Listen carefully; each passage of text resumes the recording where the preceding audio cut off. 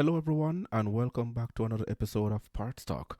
I have another article for you from the CBC by Dale Molnar, posted on 21st of August 2021, and it's entitled Why Electric Vehicle Owners Are Pushing to Drive Change in How Mechanics Are Trained. This is the article right here, and I think this headline is somewhat misleading. However, I will explain later on. It's just my opinion. It should have been titled something else. And the bulletin here, Windsor's St. Clair College looking at potential for EV component in auto mechanics program. But before we begin, please help a brother out and hit that like button. The views and likes will motivate me rather to continue. Remember, I may be the only program who takes you beyond the sales department to explain what takes place behind the scenes. All other programs all over the internet display only cars, features of cars, prices, performances, and DIY videos from mechanics. I consider myself the voice of the parts advisors, service managers, parts advisors, again, the entire parts staff, warehouse, and distribution center. The part of the supply chain no one actually talks about. That's me. So, for example, a farmer has a tractor to plow the field, and that tractor breaks down. He's going to need a mechanic. The mechanic is going to need the parts guy who needs the warehouse, who needs the truck driver to deliver the parts, to the mechanic who repairs the tractor for the farmer to harvest the food, to get that food to the supermarket shelf for you to get it to your table to feed your family. So, you see what I'm trying to explain? It's a total circle. So, I just took you outside the box a little to think beyond the sales department. So, let's begin with the article. And again, please don't forget to hit that like button. So we'll read in the 7 years Sean Hart has owned his Nissan Leaf electric vehicle. It hasn't needed any repairs. So he's been able to get regular maintenance of tires and brakes done in Windsor, Ontario. This article is a follow up from the last article I posted entitled Nissan Leaf Customer Frustrated. You can find it in the playlist. So it's another Leaf customer. Is this really a Nissan thing? I don't know, but I will get into it. You'll find a link to this article in the description box. It goes on to say, but that may need change if he needs major repairs because a Nissan dealership in the city doesn't have a technician to do them. He'd instead have to take his EV to London. That's London, Ontario, not London, England. And he quotes, yeah, it's unfortunate that Nissan in Windsor still hasn't decided to sell or service the Leaf. I'm hoping they will soon, said Hart, also vice president of the Electric Vehicle Society, about the dilemma facing owners of electric and plug-in hybrid owners, EV owners, as a matter of fact. And I'm not going to read the entire article, but I'm going to pick out some of the salient points. He goes on here locally. I'm not aware of anyone who does any high extensive voltage repairs, says Mastriani, who also owns a Chevy Volt.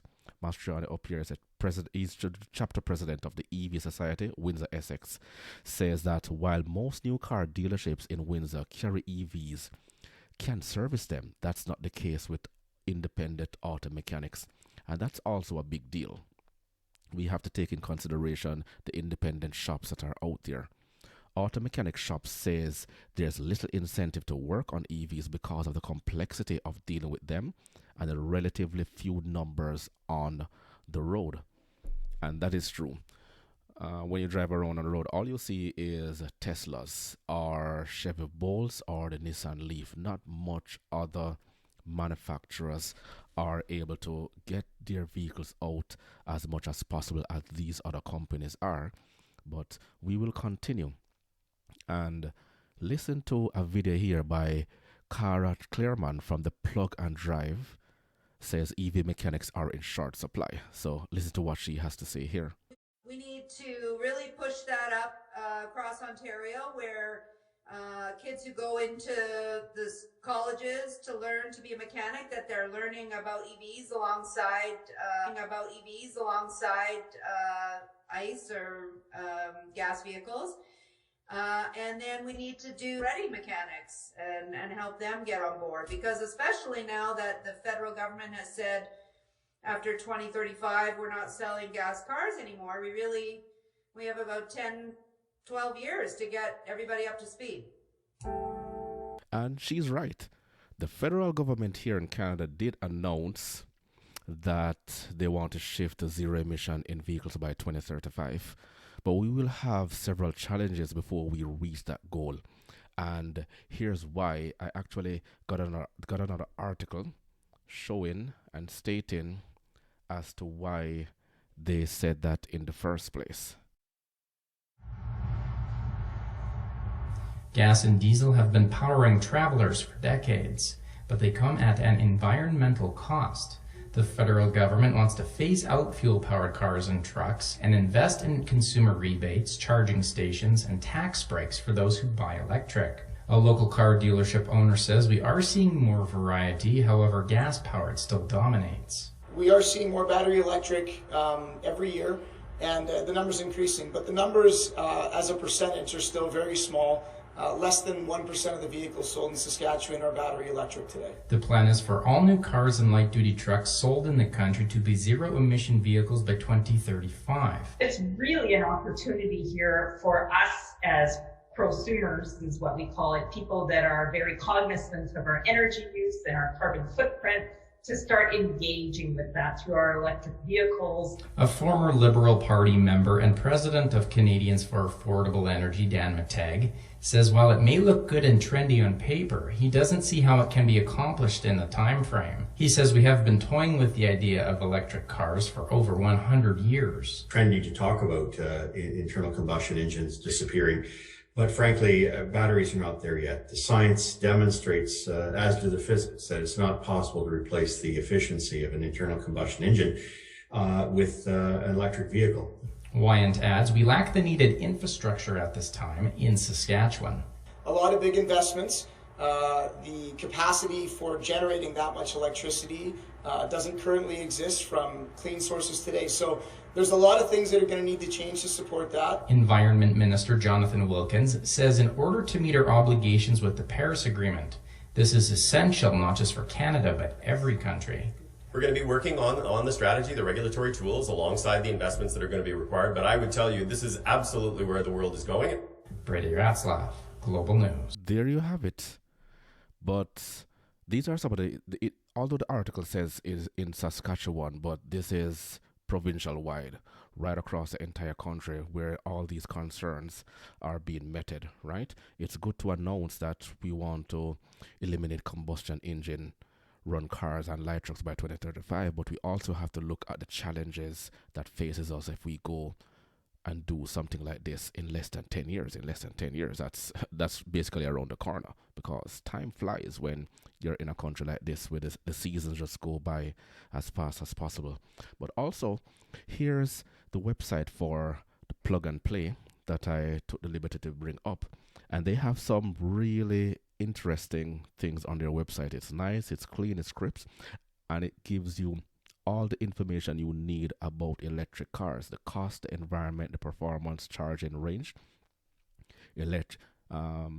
Information about electric cars need less maintenance. Electric cars have a lower cost of ownership. Electric cars are more expensive to buy. They go into details and gives you fact versus fiction, and also you can go and look at some of the cars that are on the market in today's space. I didn't know that so many cars are actually out there, but at the same time you have to look at the cost of affordability for some of these cars. And they are the first facility of this kind worldwide dedicated to educating and promoting everyone to take up the electric car challenge. You can go to their website, book a test drive, book a tour, book information you need to make that decision to go full electric. And I do recommend it. I do recommend it. But here's my 2 cents. The race for electric vehicles is now on from most of our manufacturers. And but there has to be a few challenges along the way, as I've mentioned earlier. So for every action, there's an equal or opposite reaction. Firstly, we have to look at the affordability of these electric cars coming out. Can the average Joe or Jane afford these cars? What about our young kids just leaving college? Will they be able to afford a small car, a Beta, or something that will deem affordable for them to move around from classes and to run errands or to go to that side job or side hustle in order to facilitate their learning experience? What about the farmer with his farm equipment, or a massive or a fleet company that have massive inventories? We have to take that in consideration, right?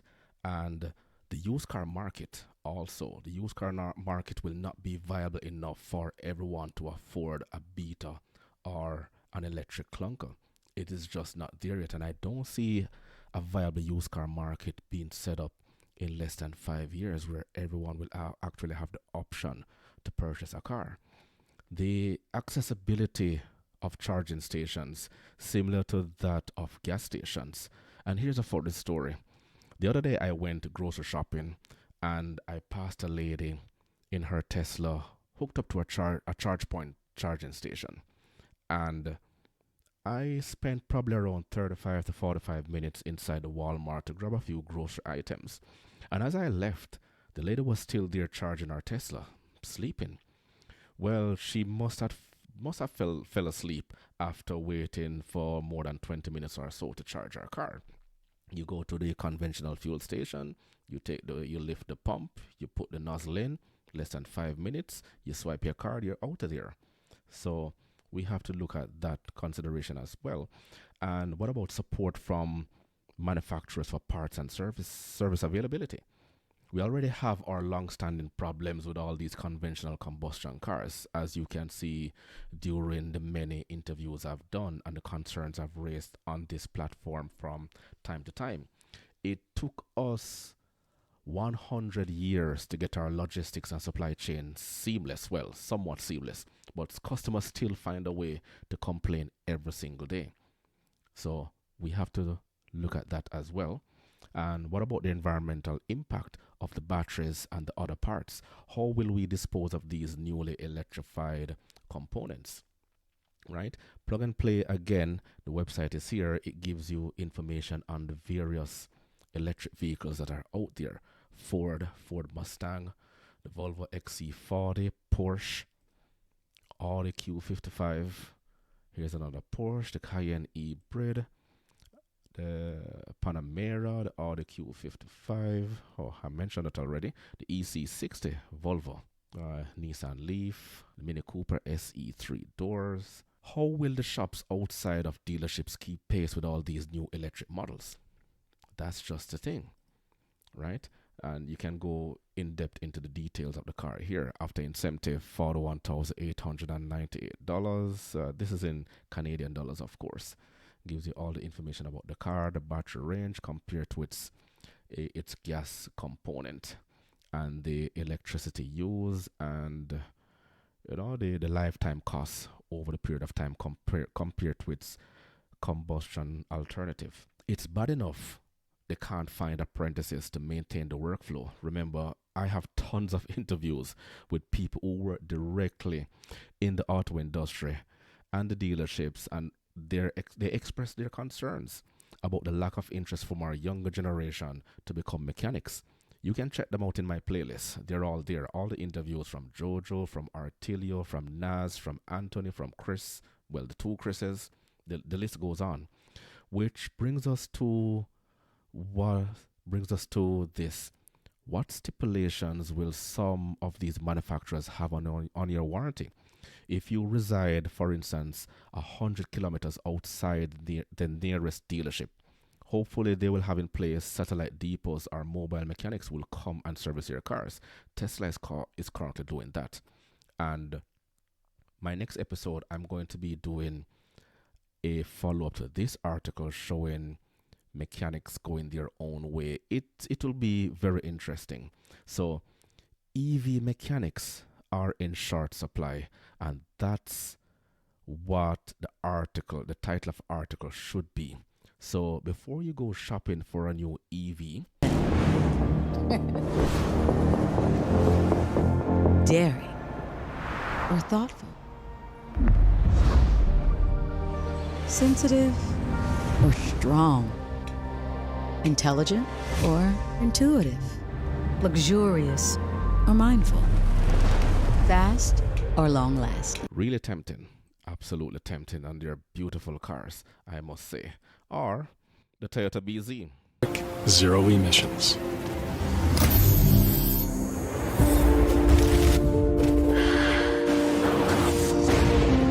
It's a great start. But what if we go beyond?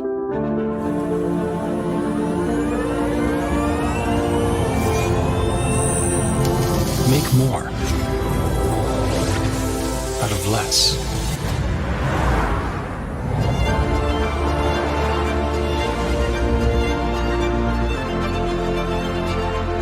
Drive the world forward.